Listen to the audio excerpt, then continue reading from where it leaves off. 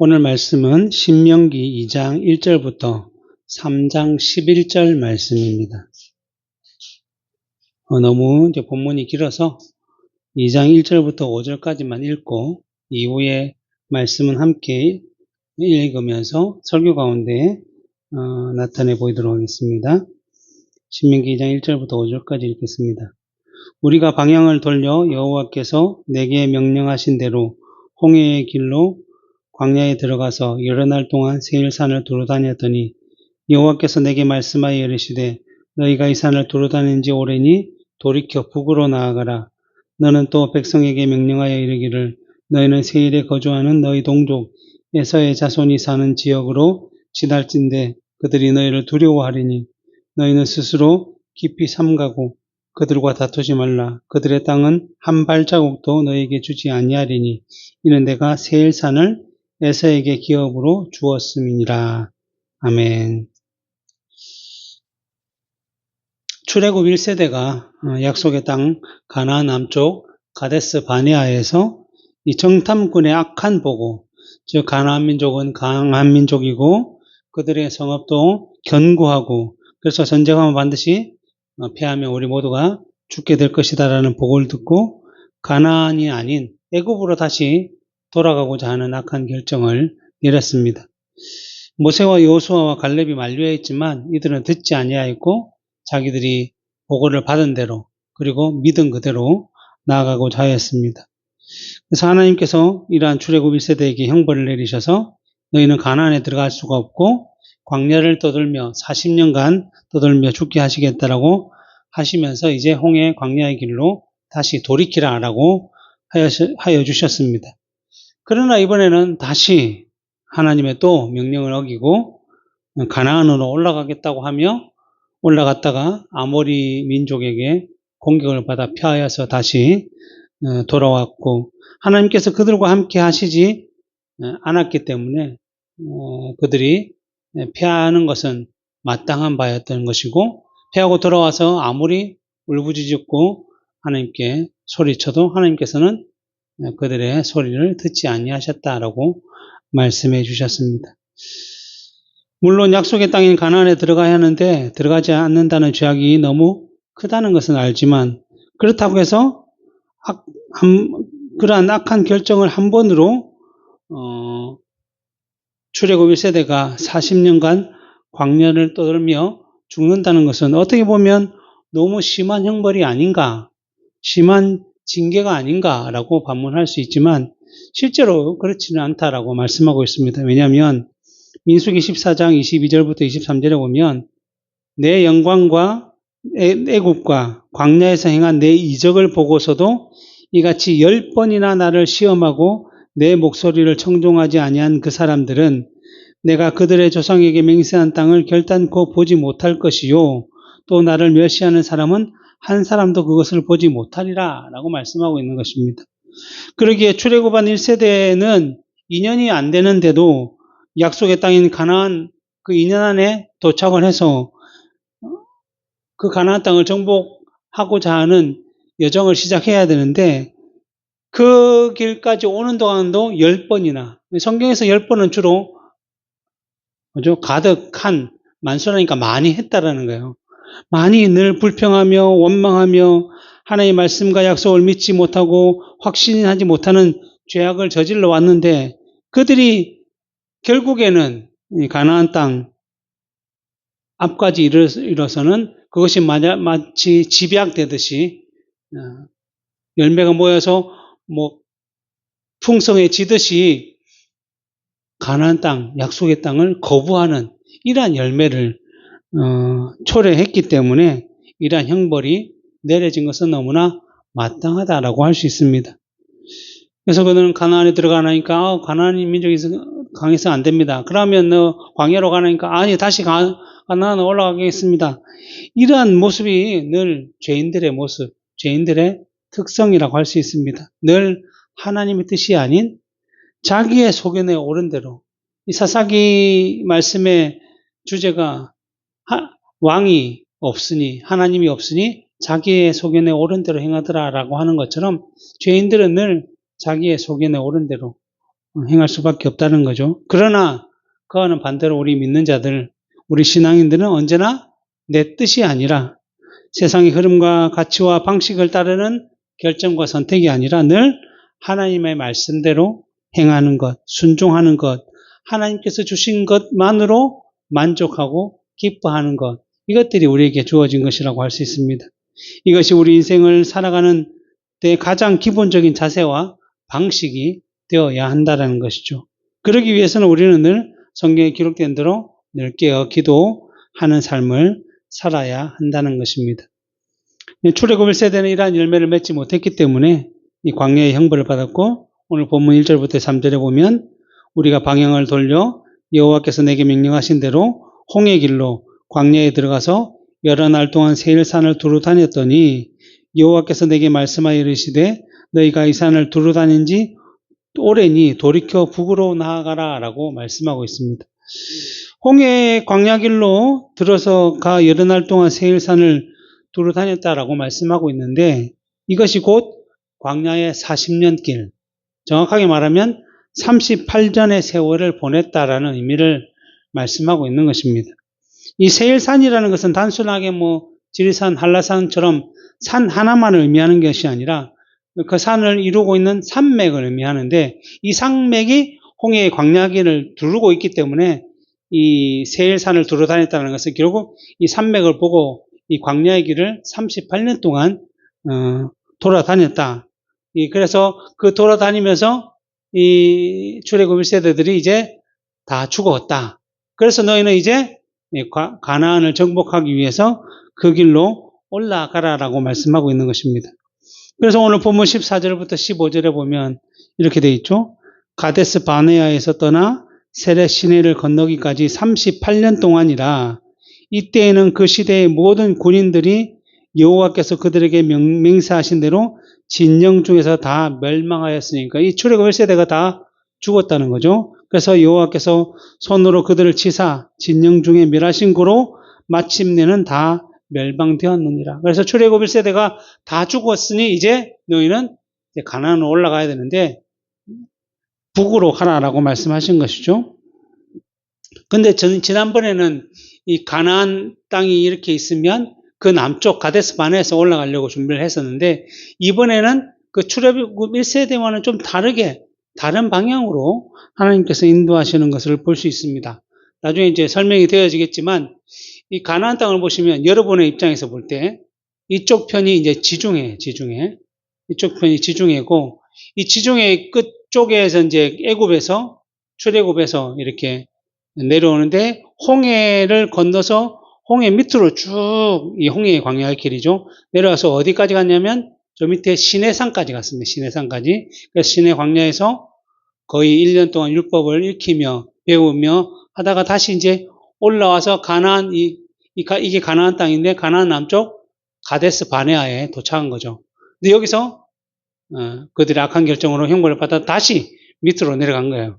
그래서 광야에서 빙글빙글 돌다가 한 38년 동안 돌다가 다시 이쪽으로 올라간 것이 아니라, 여기 보면 이제 여기 지중해고 여기가 가나안 땅인데, 가나안 땅을 결정하는 것이 뭐냐면 요단강이거든요. 그래서 갈릴리가 있고 북쪽에 요단강이 흐르고 밑에 우리가 알고 있는 사해 여메라는 데가 있는데, 이 출애굽 2세대로 하여금 여기로 올라가지 말고 여기를 건너가서 동쪽으로 올라가도록 하신 거예요. 그래서 동쪽으로 나중에 나오겠지만 에돔을 지나서 모압을 지나서 암몬을 지나서 여기 요단강에 있는 동쪽에서 일로 넘어갈 수 있도록 하나님께서 그렇게 인도하셨습니다. 그럼 그렇게 하면서 원래 이 가나안 땅 요단 서쪽에 이 가나안만 하나님께서 약속의 땅을 주셨는데, 이제 그 정복을 하는 가운데 특별히 요단 동편의 땅도 므낫세 반지파와 갓지파와 루벤 지파에게 주시는 또 역사들을 우리에게 보여주고 있습니다. 자, 이제 이렇게 이제 우리가 여정을 우리가 살펴봐야 되는데, 그래서 오늘 본문 4절부터 8절에 보면 너는 또 백성에게 명령하여 이르기를 너희는 세일에 거주하는 너희 동족 에서의 자손이 사는 지역으로 지날진데 그들이 너희를 두려워하리니 너희는 스스로 깊이 삼가라. 그러니까 광야의 길을 걸었다가 요 밑으로 내려가서 에돔 지역을 먼저 지나가야 되는 거예요. 에돔을 딱 지나서 가면 이제 이 동쪽으로는 굉장히 빠른 길이고 왕의 대로라고 해서 굉장히 좋은 길이 있었습니다. 그래서 에돔을 거쳐 지나가야 되는데 하나님께서 말씀하신 것은 5절 그들과 다투지 말라. 그들의 땅은 한 발자국도 너에게 주지 아니니 이는 내가 세일산을 에서에게 기업으로 주었습니다. 너희는 돈으로 그들에게 양식을 사서 먹고 돈으로 그들에게 물을 사서 마시라.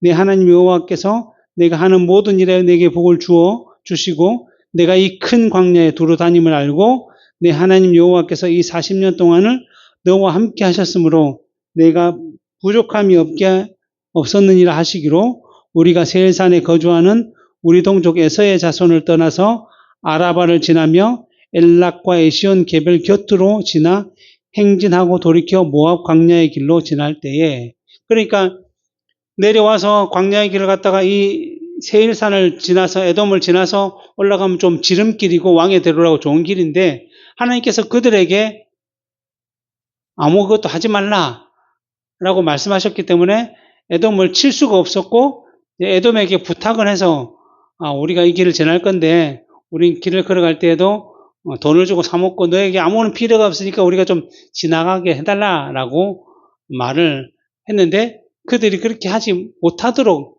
막았기 때문에 이 세일산을 둘러서 더 밑으로 둘러서 에시온 개별까지 내려가서 여기가 아라바만 홍해를 만나는 그 길까지 갔다가 다시 이 길을 돌아오는 이런 여정이 생겼습니다. 근데 이제 왜 이렇게 됐냐면 앞에서도 얘기했듯이 세일산은 이삭의 아들이자 야곱의 형제인 에서로부터 말미암은 그 에돔 족속이 자리를 잡고 있었기 때문입니다.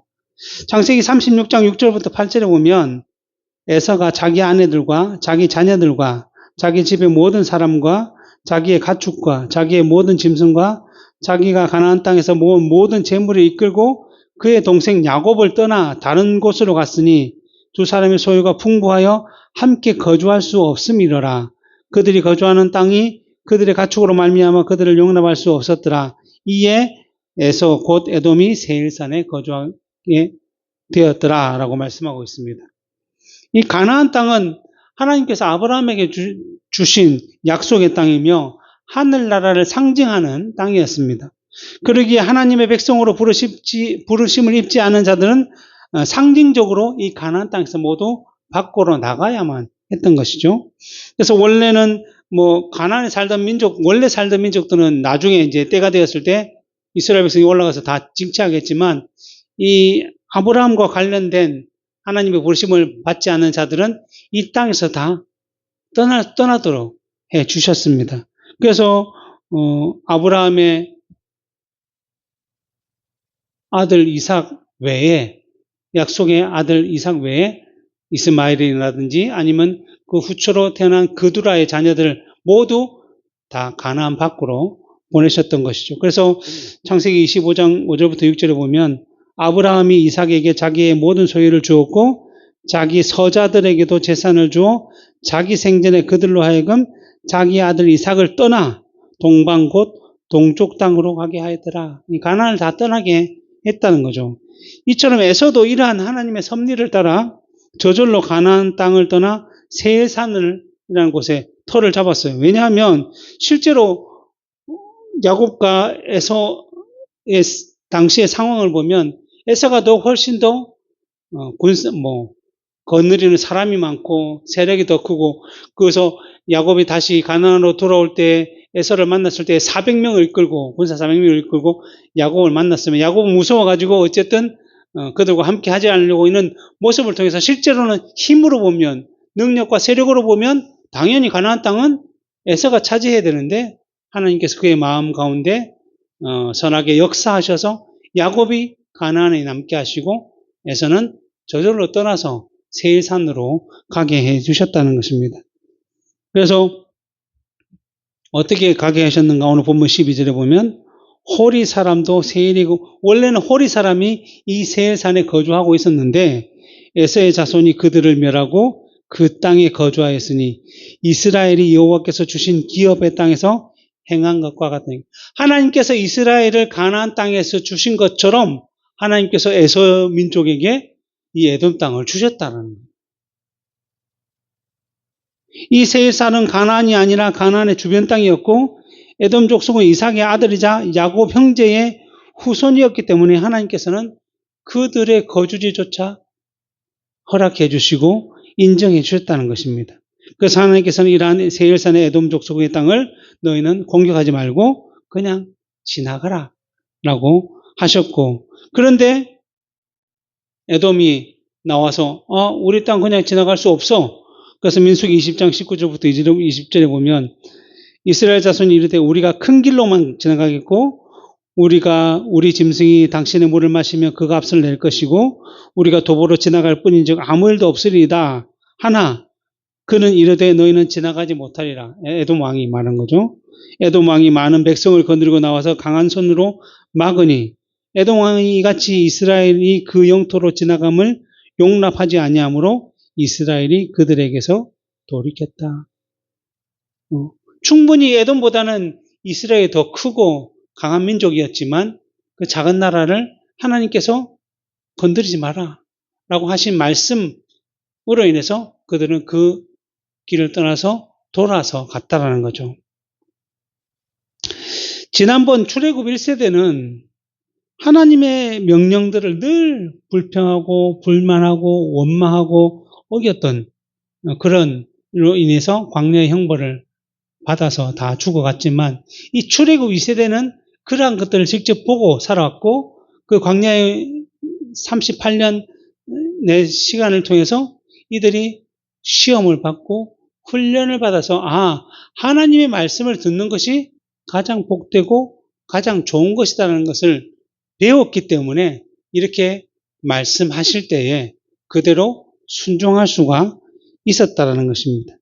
물론 민수기 21장에 보면 이들이 이제 바로 올라가지 못하고 먼 길을 돌아가는 것으로 인해서 좀 불만과 원망을 했고 그로 인해서 우리가 잘 아는 불뱀에 물려서 죽는 그런 사건들이 생겼지만 그래도 출애굽 2세대들이 1세대와 다른 것은 그러한 이 형벌이 벌어지자 곧바로 엎드렸습니다.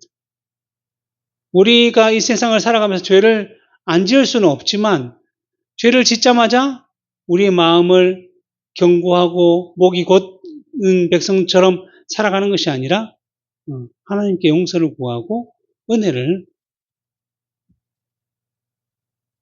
구했다는 거죠. 이렇게 된 것이 이 광야의 38년을 통해 시험받고 훈련받아서 이 출애굽 2세대가 점점 더 믿음의 삶들을 살아갔다라는 것을 볼 수 있습니다. 이처럼 신앙의 훈련을 받아야 하는 이유가 바로 이러한 것이라고 할 수 있는 것입니다.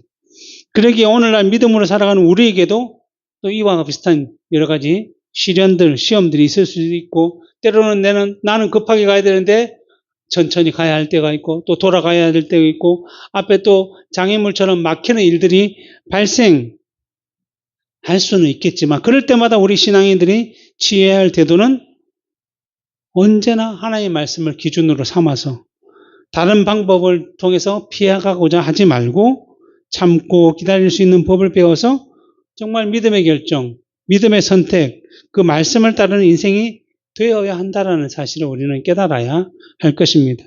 그리고 이러한 모든 경륜을 통해서 이스라엘을 훈련시켜 하나님께서 그들을 데리고가고자 하신 곳이 바로 약속의 땅인 가나안이었던 것처럼 우리도 마찬가지로 여러 가지 어려움과 고난과 시험과 훈련을 통해서 하나님께서는 가장 선한 곳으로 또 우리가 영원히 가야 될 그 본향인 하늘나라에게 이를 수 있도록 하신다라고 보여주시는 것이니 우리도 그 약속을 믿고 우리 가운데 주어지는 모든 일들 가운데 늘 하나님의 말씀에 우선하는 그런 삶을 살아가야 할 것입니다. 그리고 나서 이제 오늘 본문 9절부터 12절에 보면 여호와께서 내게 이르시되 모압을 괴롭히지 말라 그와 싸우지도 말라 그 땅을 내게 기업으로 주지 아니함이었으니 이는 내가 롯 자손에게 아르를 기업으로 주었습니다. 이전에 에밈 사람이 거기에 거주하였는데 아낙 족속같이 강하고 많고 키가 크므로 그들을 아낙 족속과 같이 르바임이라 불렀으나 모압 사람들은 그들을 에밈이라 불렀으며 호리 사람도 세일에 거주하였는데 에서의 자손이 그들을 멸하고 그 땅에 거주하였으니 이스라엘의 여호와께서 주신 기업의 땅에서 행한 것과 같았느니라. 이게 이제 모압 민족과 관련된 부분이고, 동시에 또 읽어볼 것이 17절부터 23절인데, 여호와께서 내게 말씀하여 이르시되 내가 오늘 모압 변경 아래를 지나리니 암몬 족속에게 가까이 이르거든 그들을 괴롭히지 말고 그들과 다투지도 말라. 암몬 족속의 땅은 내가 내게 기업으로 주지 아니하리니 이는 내가 그것을 롯 자손에게 기업으로 주었습니다. 이곳도 르바임의 땅이라 하였나니 전에 르바임이 거주하였으며 암몬 족속은 그들을 삼순밈이라 일컬었으며 그 백성은 아낙 족속과 같이 강하고 많고 키가 컸으나 여호와께서 암몬 족속 앞에서 그들을 멸하셨으므로 암몬 족속이 대신하여 그 땅에 거주하였으니 마치 세일에 거주한 에서 자손 앞에서 호리 사람을 멸하심과 같으니 그들이 호리 사람을 쫓아내고 대신하여 오늘까지 거기에 거주하였으며 또 갑돌에서 나온 갑돌 사람이 가사까지 각 촌에 거주하는 아위 사람을 멸하고 그들을 대신하여 거기에 거주하였느니라. 먼저 이제 모압과 암몬에 대한 말씀을 해주셨는데, 간단하게 표현하면 모압과 암몬을 공격하지 말고 적대하지 말고 조용히 그 땅도 지나가라 라고 말씀하신 것입니다. 그 이유는 에돔을 지나가는 이유와 비슷한데 하나님께서 롯의 자손인 모압과 암몬에게 이 땅을 주셨기 때문이다 라는 것입니다. 롯은 아브라함의 조카인데 아브라함이 갈대아 우르에서 하나님의 말씀을 듣고 가나안 땅으로 향할 때 함께 했던 사람이었습니다. 그리고 가나안에서 점점 더 번성해져서 이제 아브라함과 함께 할 수 없어서 땅을 나눌 때, 물론 롯은 물이 좋고 풍성한 이 소돔과 고모라의 땅을 선택하기는 했겠지만 그래도 아브라함을 부르셨던 것처럼 롯도 하나님께서 인정해 주셨고, 그래서 롯은 하나님의 백성으로 불림을 받습니다. 그래서 베드로후서 2장 6절부터 7절에 보면 소돔과 고모라 성을 멸망하기로 정하여 죄가 되게 하사 후세에 경건하지 아니할 자들에게 본을 삼으셨으며 무방한 자들의 음란한 행실로 말미암아 고통당하는 의로운 롯을 건지셨다. 의로운 백성, 하나님의 백성이었어요. 롯도. 아브라함이 부르셨을 때 함께 했지만 그 부르심이 여전히 롯에게도 있기 때문에 롯도 하나님의 백성이었습니다. 그래서 이 소돔과 고모라가 멸망당할 때 이 롯도 거침을 받았죠. 그런데 이제 건짐을 받을 당시에 롯의 아내는 소돔과 고모라를 돌아보지 말라는 그 명령을 어김으로 돌아봄으로 죽었고, 그래서 롯과 두 딸만 이제 남게 되었는데 그 두 딸이 더 이상 후손을 볼 수 없다라는 생각으로 악한 행동을 했는데 뭐냐면 아버지를 술을 먹여서 아버지가 정신이 없을 때 아버지와 관계를 가져서 자녀를 낳았다는 거죠. 아들을 낳았다는 거죠. 그래서 첫째 딸이 아버지와 관계를 가져서 낳은 아들이 모압이었던 것이고, 둘째 딸이 아버지와 관계를 가져 태어난 아들이 벤암미라는 아들이었는데, 그래서 모압은 이런 그대로 모압 자손의 조상이 되었고 벤암미는 암몬 자손의 조상이 되었습니다. 그러기에 모압과 암몬은 아브라함으로부터 이어지는 이스라엘의 친척이라 할 수 있는 나라였습니다. 그래서 오늘 이러한 하나님께서는 이 두 자녀 아들들의 민족을 롯을 통해서 그들에게 은혜를 베푸셔서 이러한 민족들에게 땅을 주셨어요. 그래서 오늘 10절부터 보면 이렇게 되죠. 이전에는 그 모압 땅에 에밈이라는 사람이 거기 거주하였는데 아낙 족속과 같이 르바임이라 불렀으며 모압 사람들은 그를 에밈이라 불렀으며 이거는 호리 세일 얘기인 거죠. 12절. 그리고 20절에 보면 이곳도 르바임 땅이라 하였나니 전에 르바임이 거기 거주하였으며 암몬 족속은 그들을 삼섬이라 일컫으며 그 백성은 아낙 족속과 같이 강하고 많고 키가 컸으나 여호와께서 암몬 족속에게 앞에서 그들을 멸하셨으므로 암몬 족속이 대신하여 그 땅에 거주하였다. 그러니까 모압과 암몬을 하나님께서 긍휼히 여기셔서 그들 민족이 거할 땅으로 이 모압이라는 땅과 암몬이라는 땅을 주셨다는 거죠. 원래 그곳에 살던 민족들이 있었어요. 뭐 르바임이나 뭐 삼순밈이나 뭐 이런 에밈이라는 족속이 있었는데 어떻게 보면 이들은 여기 표현대로 아주 크고 강하고 장대한 민족이었어요. 이스라엘 백성들이 가나안에 쳐들어갈 때 가나안에 사는 족속들은 크고 강해서 우리가 못 이게 그런 민족들이 여기도 살고 있었는데 하나님께서 모압을 위해서 암몬을 위해서 그들을 몰아내셨다는 것입니다. 모압과 암몬과에게 이들을 이길 수 있도록 힘을 주셨다라는 거예요. 그래서 하나님께서 이곳에 살게 하셨다라고 하고 있습니다. 그런데 우리가 알고 있듯이 암몬과 모압은 실제적으로 하나님의 부르심을 받은 백성은 아니었습니다. 그래서 약속의 땅인 가나안에 정착하지 못하고 가나안을 벗어나 살게 되는 이러한 민족이었습니다. 그런데 그러한 백성이지만 하나님께서 아브라함과 롯을 기억하셔서 이들에게 그 땅을 주셨다는 거죠.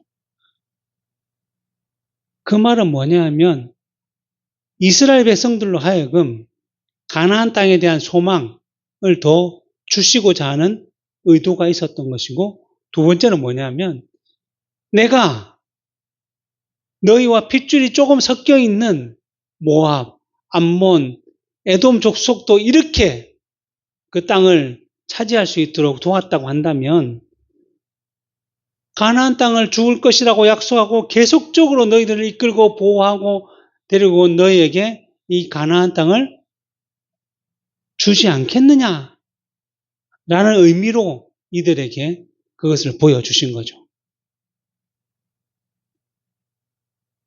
그러니까 어떠한 상황, 어떠한 환경보다 그 모든 것을 통해서 역사하시는 하나님의 말씀을 따라 사는 것이 정말 중요하다. 그렇게 될 때 너희가 차지할 땅을 그대로 차지하게 될 것이다 라고 말씀하는 것입니다. 어떻게 보면 당장은 뭐 비굴해 보이고 또 손해를 보는 것 같고 고난과 고통의 시간을 보내야만 할 것 같은 우리의 여러 가지 상황과 환경이 주어진다고 할지라도 우리가 그것을 보는 것이 아니라 그 상황만 눈으로 보는 것이 아니라 그 너머에 일하시는 하나님을 기억하며 확신하며 그곳에 임하게 된다면 온 우주 만물을 주관하시며 모든 세상의 왕들을 세우시고 또 나라와 민족조차도 어디에 살 것인지를 정해주시는 그 하나님의 선한 역사가 이스라엘 민족뿐만 아니라 지금 영적인 이스라엘 민족으로 살아가는 우리 신앙인의 삶 가운데도 동일하게 역사하신다라는 것입니다. 그래서 우상과 죄악이 가득한 남유다의 이 종교개혁과 같이 그 땅을 개혁한 히스기야가 죽음의 병에 처했을 때 하나님께서 다시 살아나게 될 것이다 라고 말씀하시자 그럼 내가 이것을 살아날 것이라고 믿을 수 있는 증거가 무엇입니까? 라고 할 때 하나님께서 하늘에 떠 있는 해가 동쪽에서 서쪽으로 가야 되는데 서쪽에서 동쪽으로 잠깐 오게 만드심으로써 그 히스기야에게 그것을 징표로 주셨다는 거예요. 한 사람을 세우기 위한 징표로 하나님의 백성, 하나님의 말씀대로 살아가는 그 백성 한 사람을 위해서 해를 움직이셨다는 거예요. 지구의 자전을, 지구의 공전을 뒤로 돌리셨다는 거예요. 하나님의 역사가 이처럼 자기 백성들에게 주어지는 은혜가 크다라는 것이죠. 예수님도 이렇게 얘기했습니다. 마태복음 17장 20절 보면 너희에게 믿음이 겨작시 하나일 만큼이라도 있어도 이 산을 명하여 여기서 저기로 옮기라 하면 옮겨질 것이요 또 너희가 못할 것이 없으리라. 이 믿음, 하나님을 향한 그 믿음, 하나님이 우리에게 주신 그 믿음 조금만 있다고 한다면 산을 옮길 수 있는 능력이 분명히 있다는 것입니다. 이만큼 하나님께서는 자기 백성들에게 함께 하시면서 그들에게 행하실 그 놀라운 역사에 대해서 늘 성경에서 이렇게 말씀하고 있는데 오늘날 우리가 과연 그 말씀을 어디까지 믿고 있는지, 어디까지 확신하고 있는지 늘 좀 돌아보며 점검해야 할 것입니다. 그리고 이렇게 하나님의 자기 백성들에게 이렇게 놀라운 은혜를 베푸셨는데 오늘 본문 24절부터 보면 좀 이전과는 다른 명령을 주고 계십니다. 그래서 24절부터 36절을 보면 이렇게 되어 있어요. 너희는 일어나 행진하여 아르논 골짜기를 건너라. 내가 헤스본 왕 아모리 사람 시온과 그의 땅을 내 손에 넘겼은즉 이제 더불어 싸워서 그 땅을 차지하라. 오늘부터 내가 천하 만민이 너를 무서워하며 너를 두려워하게 하리니 그들이 내 명성을 듣고 떨며 너로 말미암아 근심하게 하셨느니라. 내가 그대 못 광야에서 헤스본 왕 시온에게 사자를 보내어 평화의 말로 이르기를 나를 내 땅으로 통과하게 하라. 내가 큰 길로만 행하고 좌로나 우로나 치우치지 아니하리라. 너는 돈을 받고 양식을 팔아 내가 먹게 하고 돈을 받고 물을 주어 내가 마시게 하리라. 나는 걸어서 지날 뿐즉 세일에 거주하는 에서 자손과 아래에 거주하는 모압 사람이 내게 행한 것 같이 하라. 그리하면 내가 요단을 건너 우리 하나님 여호와께서 우리에게 주시는 땅에 이르리라 하였으나 헤스본 왕 시온이 우리가 통과하기를 허락하지 아니하였으니 이런 내 하나님 여호와께서 그를 내 손에 넘기시고 그의 성품을 완강하게 하셨고 그의 마음을 완고하게 하셨음이 오는 날과 같으니라. 그때 여호와께서 내게 이르시되 내가 이제 시온과 그의 땅을 내게 넘기노니 이제 너는 이제부터 그 땅을 차지하여 기업으로 삼으라 하시더니 시온이 그의 모든 백성을 거느리고 나와서 우리를 대적하여 야하스에서 싸울 때에 우리 하나님 여호와께서 그를 우리에게 넘기심에 우리가 그와 그의 아들들과 그의 모든 백성을 졌고 그때 우리가 그의 모든 성읍을 점령하고 그의 각 성을 남녀와 유아와 함께 하나도 남기지 아니하고 다 진멸하였고 다만 그 가축과 성읍에서 닳지 않은 것은 우리의 소유로 삼았으며 우리 하나님 여호와께서 그 모든 땅을 우리에게 넘겨주셨으므로 아르논 골짜기 가장자리에서 있는 아리엘 골짜기 가운데 있는 성읍으로부터 길르앗까지 우리가 모든 성읍 높은 성읍을 점령하지 못한 것이 하나도 없었으나 37절 오직 암몬 족속의 땅 얍복 강가와 산지에 있는 성읍들과 우리 하나님 여호와께서 우리가 가기를 금하신 모든 곳은 내가 가까이 하지 못하였느니라.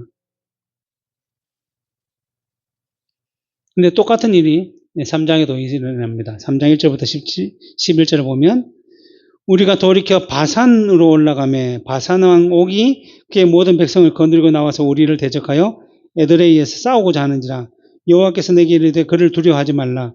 내가 그와 그의 모든 백성과 그의 땅을 내 손에 넘겼으니 내가 헤스본에 거주하던 아모리 족속의 왕 시온에게 행한 것 같이 그에게도 행할 것이라 하시고 우리 하나님 여호와께서 바산 왕 옥과 그의 모든 백성을 우리 손에 넘기심에 우리가 그들을 쳐서 한 사람도 남기지 아니하였느니라.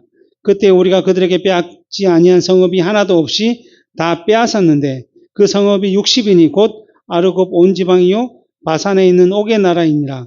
그 모든 성읍이 높은 성벽으로 둘러 있고 문과 빗장이 있어 견고하며 그 외에 성벽이 없는 고을 심이 많았느니라. 우리가 헤스본 왕 시온에게 행한 것과 같이 그 성읍들을 멸망시키되 각 성읍의 남녀와 유아를 멸망시켰으나 다만 모든 가축과 성읍들에서 닳지 않은 것은 우리의 소유로 삼았으며 그때 우리가 요단강 이쪽 땅을 아르논 골짜기에서부터 헤르몬 산까지 아모리 족속의 두 왕에게서 빼앗았으니 헤르몬 산을 시돈 사람들은 시련이라 부르고 아모리 족속은 스닐이라 불렀느니라.